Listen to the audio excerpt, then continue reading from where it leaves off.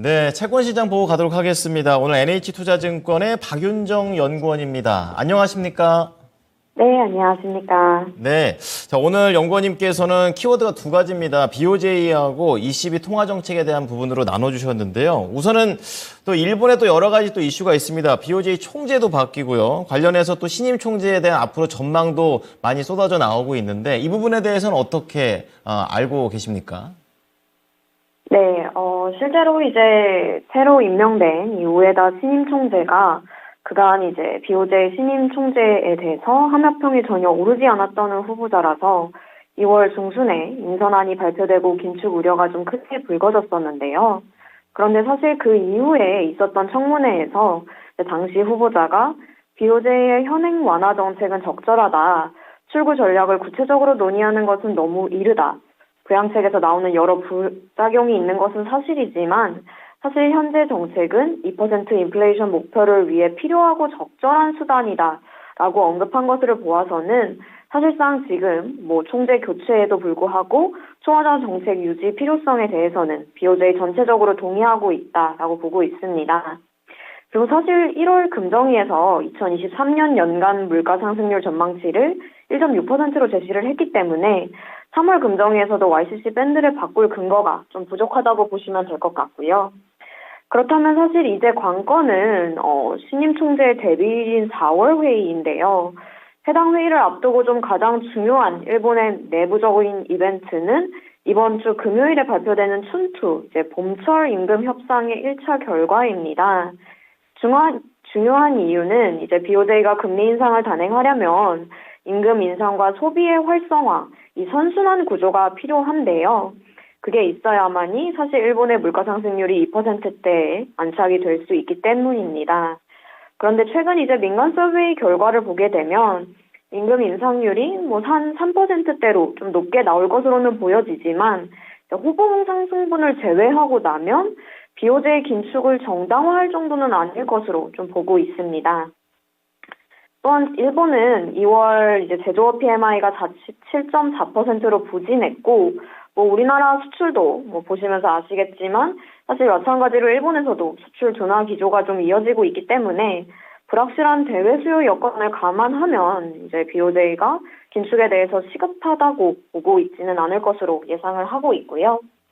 물론 이제 일각에서는 3월 중에 YCC 밴드 상단에 대한 공격이 상당히 거셌고 또 이에 따라서 BOJ가 매입을 좀 크게 확대를 하면서 YCC 밴드가 상향 조정돼야 되는 게 아닌가라는 이제 좀 의구심이 컸는데요. 그런데 이제 제가 주목하고 있는 것은 이렇게 긴축의 의구심이 높을 때 밴드를 확대하게 된다면 사실 BOJ 채권시장 참가자들 입장에서는 계속해서 매도 베팅을 할 수 있고 이런 것들은 또 BOJ의 매입 부담으로 이어지기 때문에 사실상 지금 시점에서 YCC 밴드를 확대하는 데 실익은 상당히 낮다라고 보고 있습니다. 오히려 BOJ는 이제 국채 대차 정책처럼 좀 다른 수단들을 통해서 채권시장의 유동성 문제를 해결할 것으로 보이고요. 4월에도 BOJ는 현재 초안화 정책을 유지할 것으로 좀 보고 있습니다. 지금 총재가 바뀌지만 당장은 정책이 현행 정치가 유지될 것이다라고 좀 전망해 주셨습니다. 두 번째 넘어가 보겠는데요. 최근에 한 2, 3일 동안 SVB 사태와 관련해서 시장의 참 변동성이 심했었습니다. 그런 가운데 지금 유럽중앙은행 쪽에서도 16일 날 통화정책 회의를 앞두고 있는데 이 부분에 대해서는 어떻게 전망하시는지요?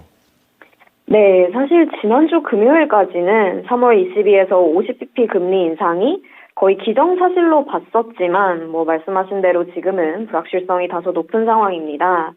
이제 우선 지난 2월 회의에서 ECB는 거의 모든 시나리오에서 3월 50bp 인상이 필요하다라고 가이던스를 줬었는데요.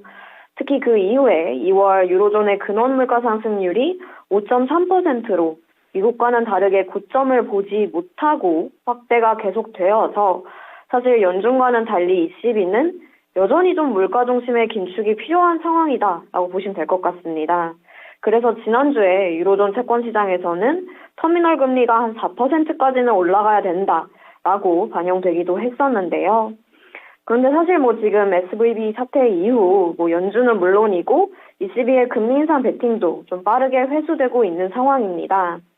우선 이에 대해서 저희는 뱅크런이 좀 미국의 어떤 시스템 리스크로 전염될 가능성은 낮다라고 보고 있는데요. 미국의 대형 산업은행의 경우 이자 수익이 2022년 내내 확대됐고 여전히 현금 버퍼가 좀 충분하기 때문입니다. 특히 미국 재무부에서는 예금자 전액 보호를 그리고 또 연준은 은행 기간 자금 지원 프로그램을 통해서 무려 시장가보다 높은 액면가로 대출을 제공하겠다는 대책을 내놓았는데요.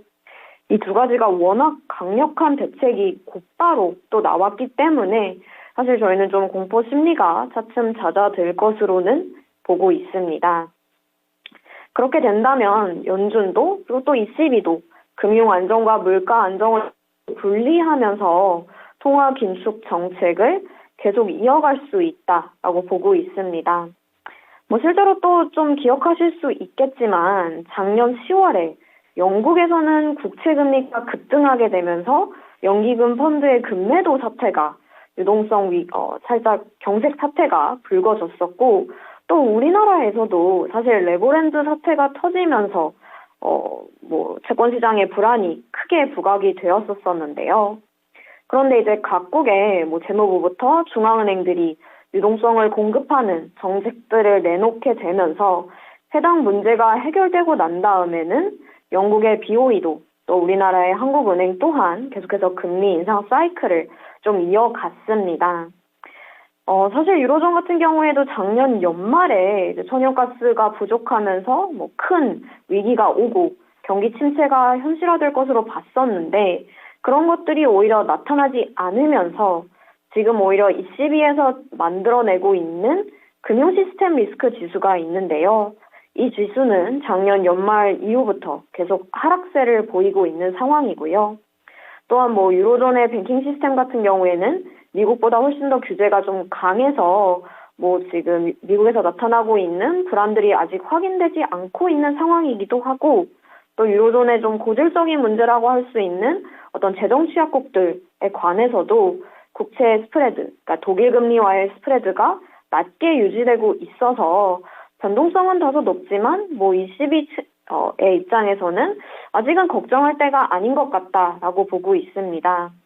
물론 지금 현재 상황이 좀 급격하게 계속 변동하고 있는 부분들을 봤을 때는 ECB 회의까지 당연히 좀 당일까지 좀 지켜봐야 되겠다라고도 보고 있지만 사실 지금 ECB 입장에서는 앞서 말씀드린 대로 이런 금융 안정보다는 조금 더 물가 중심에 무게를 둘 것으로 보여지고 현재 베이스 시나리오는 3월 ECB에서 50bp 금리 인상을 그대로 유지를 하고 아마 2분기 추가 가이던스에 대해서 크게 매파적이지 않은 좀 목소리들을 내면서 이제 시장에 어떤 충격을 주지 않으려고 노력을 할 것 같습니다.